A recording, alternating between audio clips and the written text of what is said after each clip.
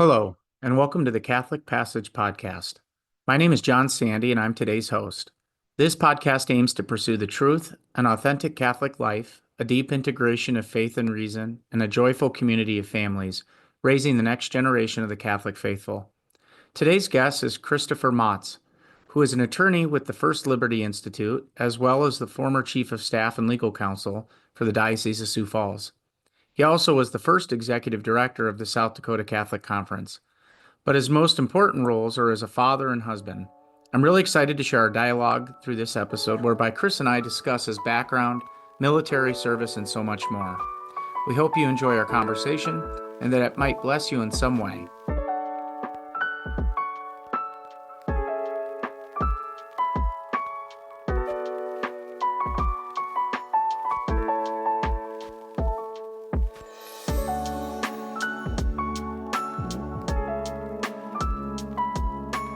Hi, everybody, and welcome to the Catholic Passage Podcast. I'm here today with our guest, Chris. And Chris, you're going to have to help me with the pronouncement of your last name. Is it Motz? Moats. Moats rhymes with Motz. boats.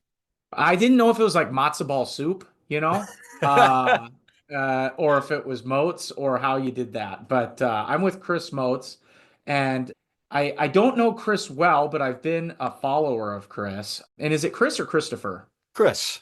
All right. And I know Chris graduated from St. Thomas Law School in 2013, I believe. But prior to that, he was a Marine and a graduate of Iowa State. He practiced law for a little bit in the Twin City Metro. I call it Metro. Cambridge is how far from the Metro, Chris? It's an hour north. Okay. Well, for us out in the sticks, guys, an hour north is pretty much close enough. And then Chris ended up going to Sioux Falls and I believe had a number of different titles for the Diocese of Sioux Falls. And also, if I recall, was instrumental in helping start kind of the Catholic Conference, which is there's two dioceses in South Dakota, I guess. So I That's suppose right. it's the Yeah, two dioceses, but that's was right. instrumental in kind of getting that off the ground. And now works for First Liberty Institute. Did I get that right? Yes. Yeah. And so I wanted Chris to be a guest on the show and welcome, Chris. Thanks for coming. Hey, it's a pleasure to be with you. So, Chris, a little bit of background before we get going. Where are you from originally? I'm an Iowan by birth. I was born in Iowa City. My mom and dad married and dad was a dental student. I moved to Sioux Falls when I was 9 months old. And so I was raised in Sioux Falls. Got it. Yeah. And so you went to Iowa State. Why Iowa State from Sioux Falls? Because you had South Dakota, SDSU. Yeah. I as a teenager, I knew I wanted to be a Marine officer, and I also kind of wanted to stay somewhat close to home. So there were only a handful of schools in the Midwest that had a naval ROTC program. They're not as common as like Army or Air Force, where I could, go to USD or SDSU. So it was kind of down to University of Minnesota, Nebraska, or Iowa State, and that's how I ended up in Ames. And so describe that. And this has nothing to do with faith necessarily or the Catholic Passage podcast, but my own stupid curiosity. So I know because my brother studied for a time at the Naval Academy Yeah. and wrestled for Navy. Wow. But my understanding is that Navy, like, if you want to be a Marine, and that like the Marine Corps doesn't have their own service academy, it's called the That's right. Naval Academy. That's right. And I Yeah. understand like the history of the Marine Corps is they're kind of a splinter or offshoot of the Navy, are they not? Yeah, that's right. Yeah, it's and so the Naval Academy, I think it's like 1/6 of the graduating class, something like that, maybe 15% commission into the Marines rather than the Navy. And that's the origin, was Marines were assigned to naval vessels. They'd be sort of the landing party at the beach. There's traditionally a really, really close affiliation and working relationship with the Navy. With that endures to this day, in many respects. In the 20th century, kind of the island hopping campaign in Pacific and World War II was a close collaboration of the Navy and the Marines. Um, Maybe in the public mind, it's waned a little bit in the last 20 years just because American troops have been deployed to deserts that don't have, a close connection to large bodies of water. But no, certainly institutionally, the connection is still there. And then why the Marine Corps? I mean, like, so did you know Marine Corps or were you like Navy? I might do the Navy thing. I don't know. No, I knew I wanted to be a Marine. And in fact, I went down to Iowa State. I didn't have a scholarship, which meant that I was just sort of a volunteer, which it meant I didn't have a very concrete and guaranteed path to commission to the Marines. So I was sort of participating, hoping that they'd pick me up. I knew I wanted to be a Marine, and they offered me a Navy scholarship after my first year. And the Navy captain was he thought I was crazy when I turned it down. He's like, this is free school. What's wrong with that? And I said, well, I don't, I'm not interested in joining the Navy. I want to be a Marine. And I don't know exactly where that came from. I've been a person I've always loved to read. And I think when I was a high schooler, I just got into these books about Marines and I just kind of got this, books can be dangerous things. I got this idea planted in my brain that that's what I wanted to do. So And then you were in the Marine Corps. So you graduated from Iowa State in '05 that's right. and then went straight into service with the Marine Corps. Yeah, that's right. So 2005 commission, spent about a year in Quantico, Virginia, which is where all Marine officers go to a 6 or 7 month school, sort of a finishing school right after college, and then spent another couple of months at the infantry officer course, and then another school in Southern California to learn how to lead light armored reconnaissance platoons, and then was assigned to a unit that was based out of 29 Palms, California, which is the high desert up near Joshua Tree. And then when did you deploy overseas? So my first deployment was 2007 and 8, and then I deployed again in 2009 before I left active duty in 2010. And can you tell me like where you were stationed overseas generally? Yeah, both of my deployments were to Iraq. The first deployment was in the Anbar province, which is the western reaches of Iraq.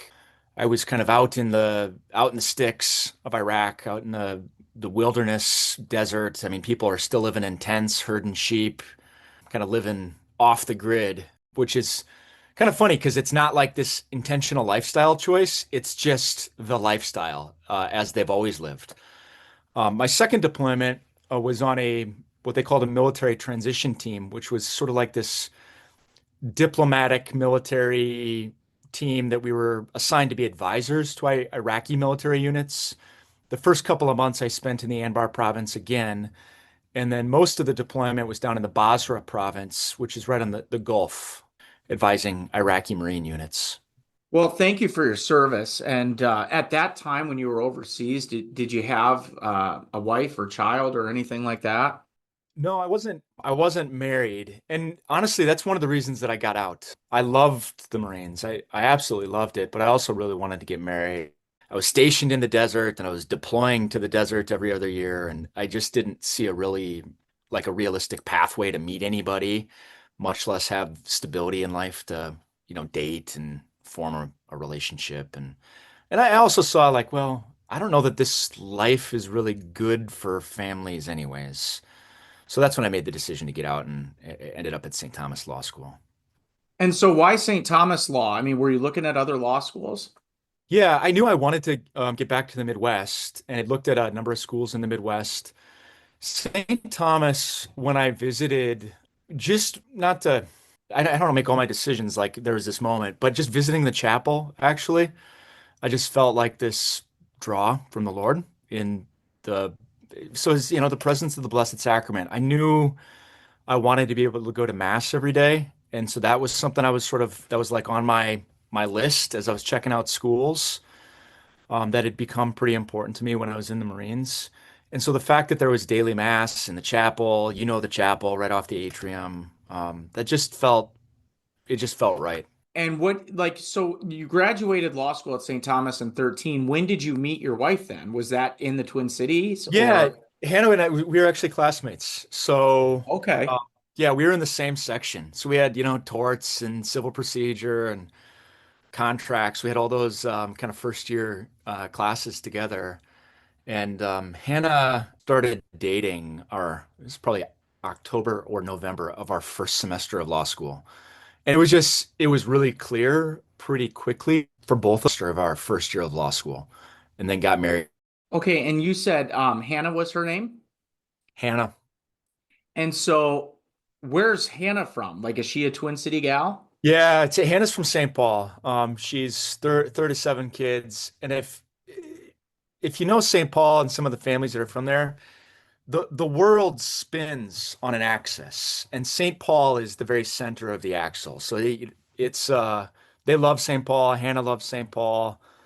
Um, she is one of she's got another sibling who, let's see, she's got one in Detroit, one down in Kansas City, but then four siblings are all within just a couple of miles of each other, up in St. Paul still. And so, where did she go to college? She was a Benedictine Raven. She Ah, went down to Benedictine College. got it. Yeah. And then, I didn't ask you, do you have any siblings?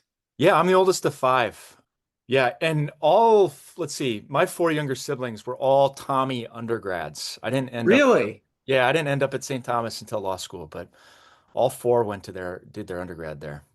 And so you meet Hannah, you guys, are you married before law school even ends? Yeah, so we get married October of our second year of law school, and then welcomed our first child the summer before our third year started. So we had an atypical law school experience. We were kind of handing Frances, our little girl, we were kind of handing her off between classes. We'd set up our third year, we set up our classes so that we were never in class at the same time. And you have the more flexibility to do that your third year. Right. Um, but yeah, That's so your first child's Francis. I love that name. yeah, Franny. That's awesome. And then, so go to Cambridge. Are you guys like practicing together as a team? No, so I got a job, and this was kind of right in the recession. I did a summer at one of those, bigger firms in the cities. It didn't pan out. They didn't hire anybody. I, you know, I'm, I mentioned I'm from Iowa. We're like descendant from farmers. So I kind of had this thing in my mind where it's like, okay, we're gonna get out to our roots and put our fingers in the dirt. And so we ended up. I worked for a small town law practice. I got a job. Hannah was home with Franny. That lasted I practiced with this firm for about a year before I really just got the itch to branch out on my own. I'd been kind of coming out of the Marines. I'd been used to being very self-directed, just using a lot of initiative. And so I hung a shingle. And so after I opened my own office, Hannah practiced with me about a day a week to kind of just help with some projects that I needed help on. But she is, aside from that, she's always just really been focused on our kids and has been home with our kids our whole marriage. Got it. And then, so how the heck did you go from practicing law in Cambridge as a Yeah. solo practitioner or whatever that looked like to, Yeah. hey, I'm now basically helping the Diocese of Sioux City run for all intents Yeah. and purposes, right? Yeah. So up in Cambridge, we had this beautiful little hobby farm. We lived on the Rum River, 30 acres, and I'm kind of an idealist, and I just had this hobby farm. So the practice of law for me was like so I could fund my hobby farm dreams. You're like John Adams, dude. Like, so So John Adams would be like, I practice law so that I can, he lived in Braintree and then, yeah. Peacefield, Massachusetts. So, but Yeah, the farm was where he was always at his best. yeah, and I wished I could do that, but so I was like living this dream. Hannah's a little more of a city girl. She put up with me. I had this experience though where like all of my sheep died one winter. And I That's not and I funny, but it's kind of funny. it's kind of funny because it's like and I kind of just like had this spiritual experience almost. All my sheep died, and it's just like, you know what? I like idealize my grandfather was a farmer. I love the farm when I was a kid, like going to the farm and helping grandpa, but I'm not a farmer, actually. The Lord has not called me to be a farmer. And so that's happening at the same time that these other things are kind of stirring in Hannah and I's hearts just about, like what is the Lord calling us to? Like we're kind of not really feeling a deep sense of rootedness and mission and we were trying a lot of different things in terms of renewal of parish life and Christian relationships. But at the same time, it kind of just felt like the gears were grinding a bit. And we just gave that experience of like the gears grinding to the Lord and said like, okay, Lord, what do you want here? And that was so good. I mean, it just like provoked this. That was the first step towards like an openness of like, okay, we're trying to do our thing, but Lord, what do you want here? And what that did was it just opened us to a lot of different things. A lot of different things. And one of the things that it opened us to was like, okay, what's going on back in this home diocese? My home diocese is Sioux Falls. We just felt like a call to roots, to relationships, to like being from somewhere. And what I ended up doing, I wrote a letter to the Bishop of Sioux Falls, Bishop Paul Swain at the time, who incidentally was a lawyer before he Oh, became I didn't know Catholic. that.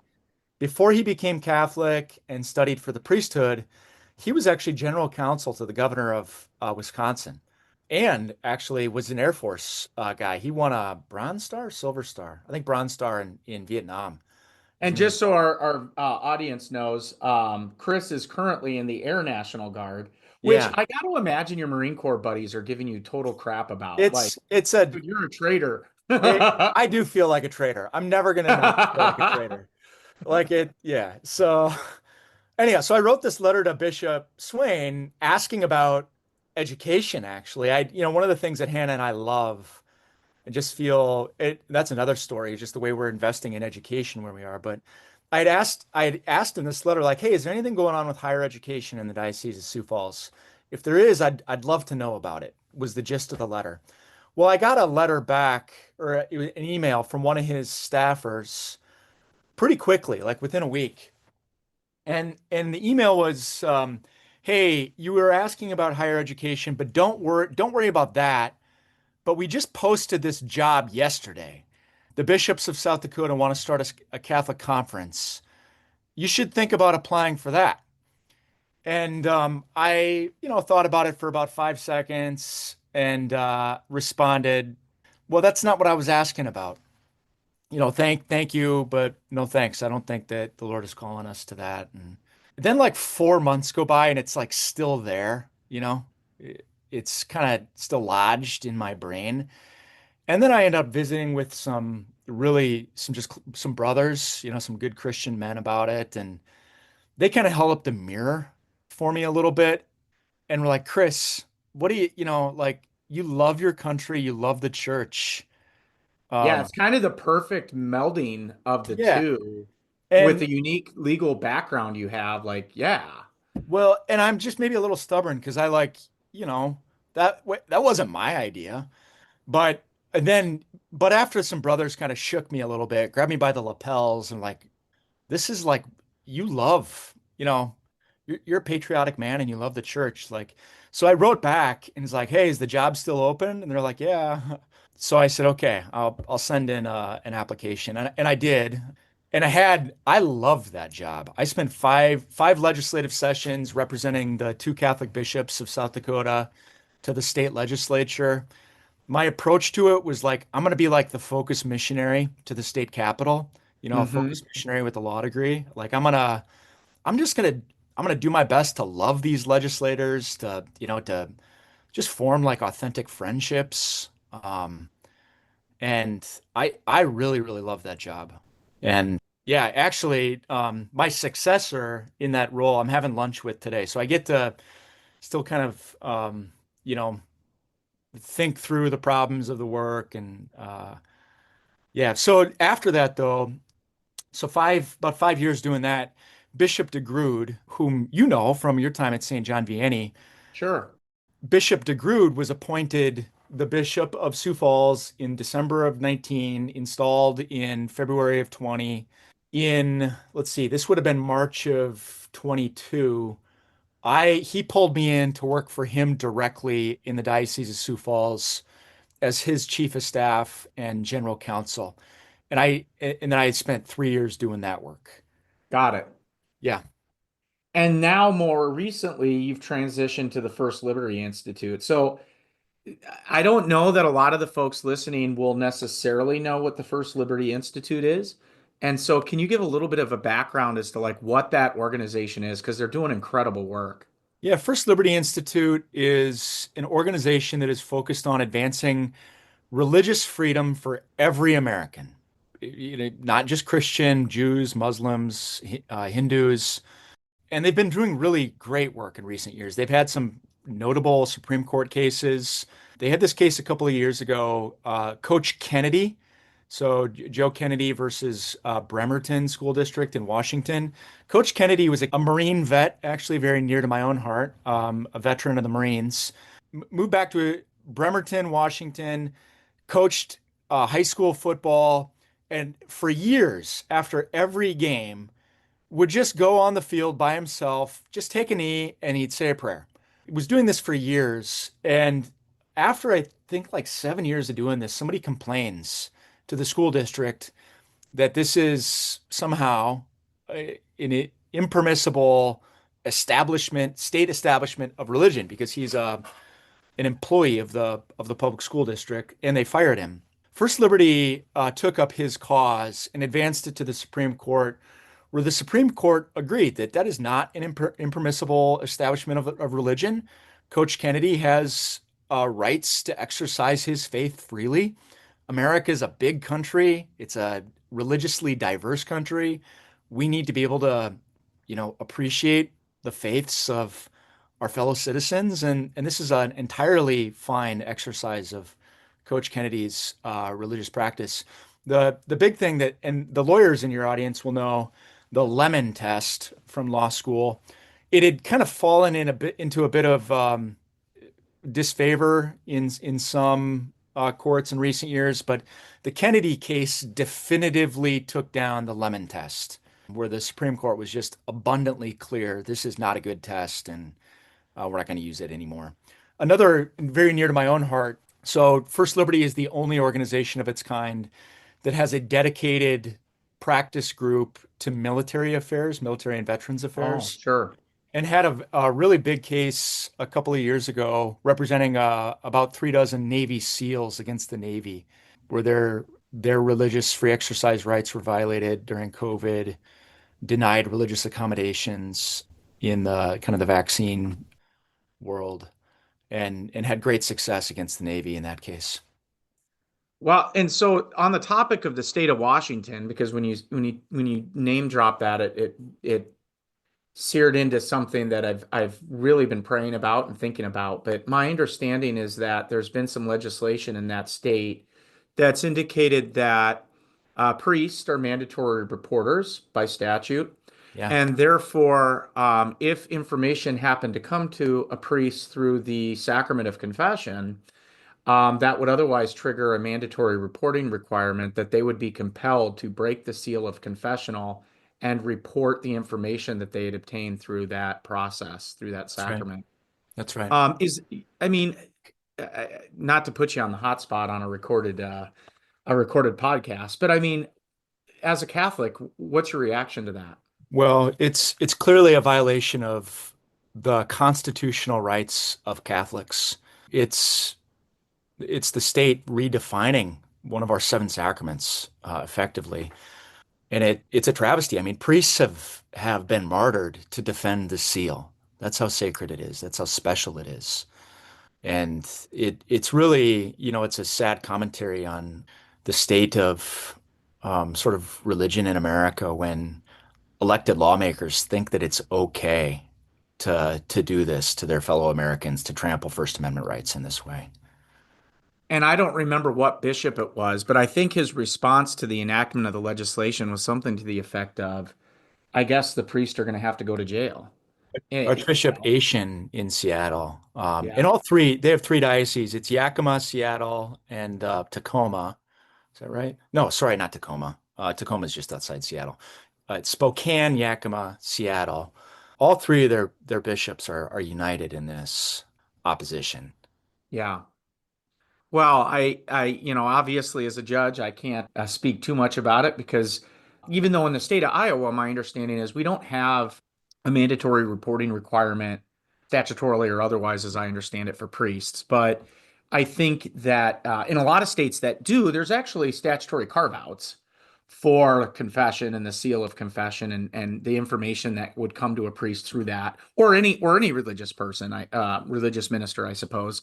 That's right. It's not exclusive to Catholics necessarily. And but it's something I've paid attention to and am sensitive of. And it certainly caught my eye. And so, like that organization, are they based in Texas, Chris? Yeah, that's right. So they've come up.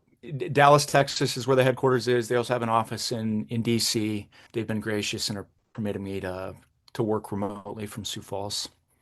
That's what I was wondering. So, are you Yeah. required to go to DC or Texas once a month, or can you kind of Yep. work Yeah, from home? that's the general working rhythm is to spend a couple of days a month in one of the offices. Got it. Well, what a blessing. And so, Yeah. has your replacement at the diocese been named yet, or are they looking for that Not not, actively? not yet. As you know, Bishop DeGroot is on a little bit of medical leave right now, and so it's my understanding that they'll just wait for him to get fully back in the saddle before they hire a replacement. And I guess the parting thought I have is, the Catholic Passage podcast and just our organization in general, Chris, based primarily out of Northwest Iowa, but it's not exclusive necessarily to Northwest Iowans. But our main goal was that, a few different things. One, on one hand, we saw parents, whether they were tapped into Catholic school systems or not, trying to figure out, like, how do I pass on the faith to my children other than Yeah. making sure they're at mass once a week and religious ad. I don't know about your family, but it's not like my four kids are kneeling down at their bed and reciting the rosary every night. But how do you do it in an authentic manner? Mm, And kind of not have this schism where, like, dad's yelling at us to pick up the clothes and then he's telling us about, like, the Sacred Heart of Jesus in the next sentence. Like, yeah. how do you kind of meld these two worlds of parenting, but trying to pass on your authentic Catholic faith? That's one goal of the organization. The Yeah. other goal of the organization, I think, in some ways, is just the recognition that younger-ish, I'll say it, professionals, maybe age 28 to, I don't know, 50, but Yeah. I kind of call it the sweet spot where Yeah. we're not considered young anymore. We're Yeah. middle-aged. We're not necessarily, our kids are still in the house. Yeah. But, like, what type of ministry is there for us as parents? Because you can't really pass on that which you yourself aren't feeding, That's right. right? What's the yeast, so to speak, to Sure. help the bread rise? And the Catholic Passage tries to help do that. Now, with your role with the Catholic Conference in South Dakota, at the diocese and the First Liberty Institute, and just kind of everything you've observed, what thoughts do you have on that generally? Boy, we need to be both intentional and relational. And intentional, just briefly, I just mean that it's not going to happen on its own, sort of, just sort of dropping your kid off at CCD or just sending them to Catholic school. I think that a prior generation maybe thought that that would be okay to do. Like, hey, there's this. I think the experience was that just sort of fell short. So we have to be intentional in every aspect of our lives, from when we wake up in the morning till we go to bed at night. We just have to be really, really thoughtful about the values that are reflected in the choices we're making, about everything. We've got to be super deliberate about it. The other thing my wife and I are convicted that we're not going to do it alone. Um, we just need our children to have other adult role models that are not us, others that they can see that are just like good people that care about them, that love them, that are living good lives, that are um, thoughtful and prayerful, in love with the Lord.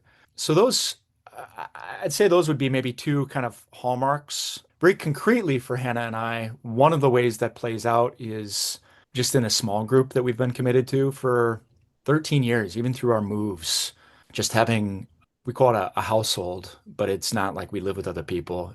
It's a small group. We meet with other couples or single people a couple of times a month where we're just praising, we're singing, praying in song, We're sharing about how what the Lord is doing in our prayer, you know, and what we think He's asking us to do in our lives, sharing about how we're evangelizing.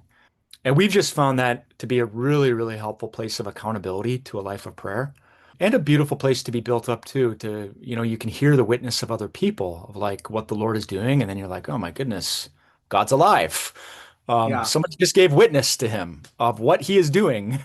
That's amazing. And you like feel this renewed joy again, because God is touching my brother or my sister. And it's such a gift. So Is that the Emmanuel community that you're tapped into? yeah, that's it. Okay. And what can you describe that? I now that I'm on that, because I don't know Yeah. that a lot of people are, I certainly was not familiar with the Emmanuel community before meeting, or re-meeting, I should say, re-engaging with Father Brinkman. Can you Yeah. describe that for our audience? The Emmanuel Community is an international lay association of pontifical right, which is like a fancy church legal way to say that it's got the blessing of the church. It exists around the world. It was born out of the charismatic renewal, which first touched this country, but then spread to other countries. The Emmanuel Community principally developed in France when French people received the outpouring of the Holy Spirit and their lives were sort of renewed through this charismatic outpouring in the 70s.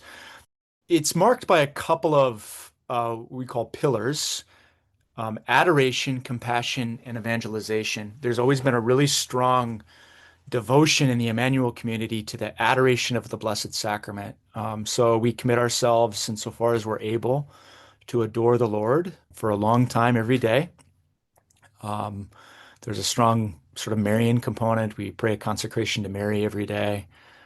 There's a real devotion to the Sacred Heart. The Emmanuel community in France is entrusted with the care of the shrine of the Sacred Heart at Paray-le-Monial, which was a shrine that had kind of fallen into disuse through the course of the 20th century. In the 70s, the Emmanuel community in France started going there for retreats, and it kind of became a bit like maybe some of your listeners would be a little familiar with like the Steubenville conferences, Hmm. where there's praise, there's preaching, there's adoration. The Lord is moving and touching lives. I had a really strong, powerful, vivid encounter with the Lord in the Blessed Sacrament at Steubenville as a young man that really changed my life. Paris-les-Moniales has been in France, kind of like what Steubenville has been in America. So anyhow, but where the rubber meets the road for Emmanuel community life is in maisonette, household, or in American parlance, a small group that you meet weekly or maybe a couple times a month with other people. They could be lay people, married or single. They could be priests. They could be consecrated celibate people. And yeah, it's a time to be together, to build one another up in the Lord, to pray for each other, to praise, but then principally to share what the Lord is doing in my life. Hmm. Yeah, That's beautiful. thanks. And now you said intentional and relational. Yeah, Relational triggered, and I'm sure people that have talked to me about Pope Francis, are sick of me talking about it, but he talked a lot about the culture of encounter, right? yeah, And yeah, so whenever somebody says relational, I immediately go there. Like, well, what does encounter mean? And really, I think it's a relational encounter and building that culture where we see each other, not based on our disagreements, but based on the fact that we're made in the image of God and therefore have dignity with one another.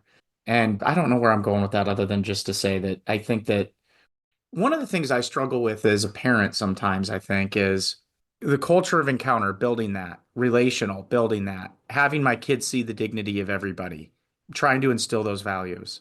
yeah, But there is something about also protecting the virtue of your children and yeah, trying to form their conscience, right? Like, that also doesn't mean that like my dad at least always said you are who you hang out with, right? So where's that line between, hey, I got to build a culture of encounter, having my family see the dignity in all they encounter.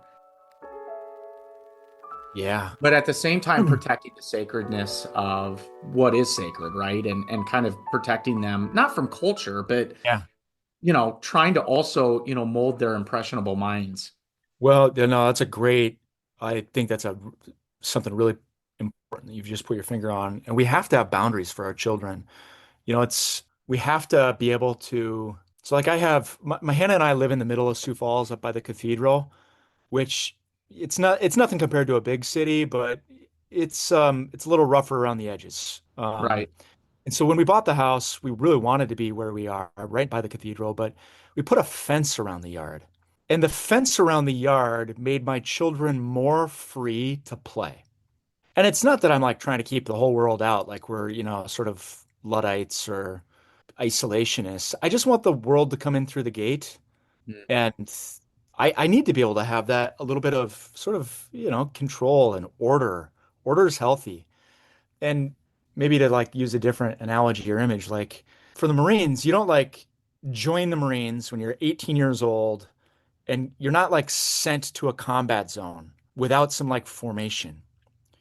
Like you go through a lot of training and simulations and like you're equipped, you're formed before you kind of get thrown in the chaos of war. And I don't know if that's helpful, but I mean, for my wife and I, we really are very careful about what our kids encounter and see and the friendships they have. And because we want to be the ones forming them, we don't want them to be formed by whatever influence that they sort of encounter by happenstance. Right. No. No, that's a great Eventually, point. though, they're going to need to, we're not going to be there forever. So over time, they just need to have more, we need to trust them more to sort of be on their own. But Mm. that comes gradually, I think. So Yeah. I No, don't know. that's great insight. What do you think?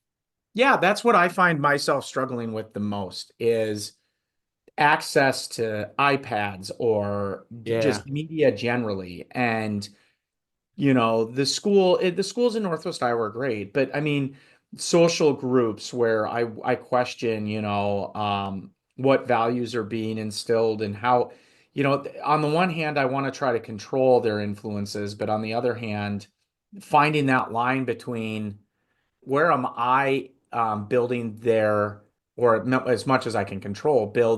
build what forms them, or as you said, how much am I just letting happenstance in society do it for me? Yeah. And I don't, that's the biggest struggle I think I have as a dad. Yeah. And I think Liz would share this with me. Liz is my wife, is trying to navigate like how much are we protectionists? How Yeah. much are we trying to kind of give them freedom versus are we being lazy? Yeah. Or are we Yeah. being, or are we, oh, well, I don't want the fight, so whatever. It's easier for me to just kind of not have the fight, and trying to kind of navigate what that looks like. That's a tough thing. Yeah. A good example would be we had a Omaha baseball tournament, big baseball tournament. My 10-year-olds in travel baseball team. And I've kind of bemoaned for a long time, like the new god of sports, right? Like youth like competitive sports is just crazy right now. Not something I recall ever being at that level when I was growing up, Yeah. where Sunday we have a tournament. And I said, that's fine. But guess what, boys? We're getting up at 6:30 or 7 in the morning. You're going to mass downtown Omaha with dad Yeah. in the uniforms, but being intentional, as you say, about that. But yeah, I struggle with that. That's something I'm struggling with myself, Chris. The reason I asked it is because I'm struggling with it. Yeah. I mean, I think that every family's got to just sort of figure it out for themselves. Like, there's not a one size fits all. Hannah and I are probably more restrictive than most when it comes to screens. Like, Yeah. we don't have a TV in the house. We don't do iPads. Our kids do. I mean, we're not like totally. I mean, they watch stuff like on the computer sometimes, but yeah, that's been one thing we've tried to do. Yeah, we don't do, I mean, other just little like family rules that like we don't do sleepovers. I don't know. Yeah, that's something that's been a struggle with that's funny you bring that up, Chris. Yeah, Well, and part of it is the legal part of me, right? Where Yeah, I'm like, nothing good happens at sleepovers. That's where that's kids right. get, I'm not trying to be That's some dismissive judicial of that, wisdom. but yeah, you know what I mean? Like, You know. I just, when you read it every day at work, it's kind of Yeah, like, no, no, no.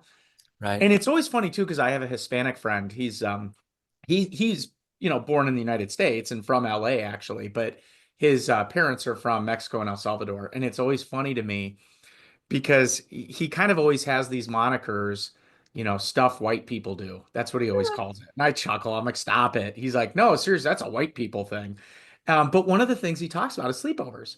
He's Really? like, honestly, when I was growing up, like whenever I'd ask mom or dad to spend the night at a friend's house, she'd be like, why? Your bed's perfectly good here.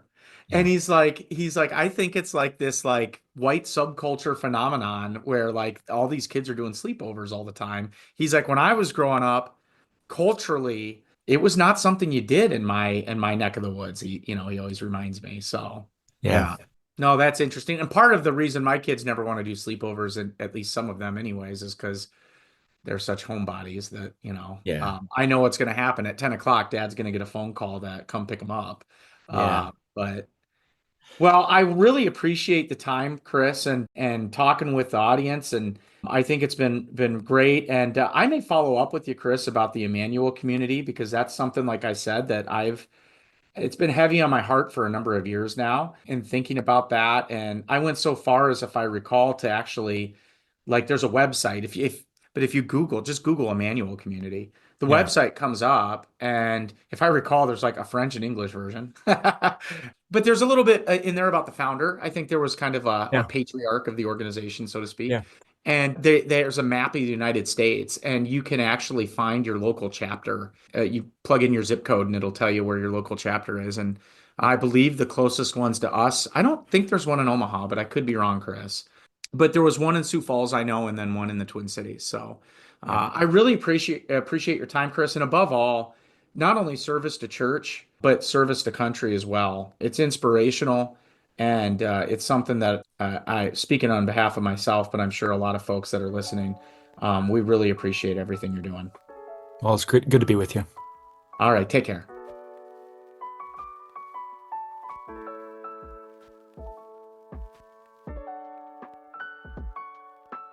Thank you for joining us for this episode of the Catholic Passage podcast, and we hope that it blesses you. Please check out our show notes for a reflection takeaway, as well as more info on Catholic Passage. We aim to support parents and educators as they pass on the Catholic faith and the way of life to their children and students. To find out more about what we offer, or how you might collaborate with us, visit CatholicPassage.com. Most importantly, you can support us through your prayers. We'll be praying for you. Please pray for us.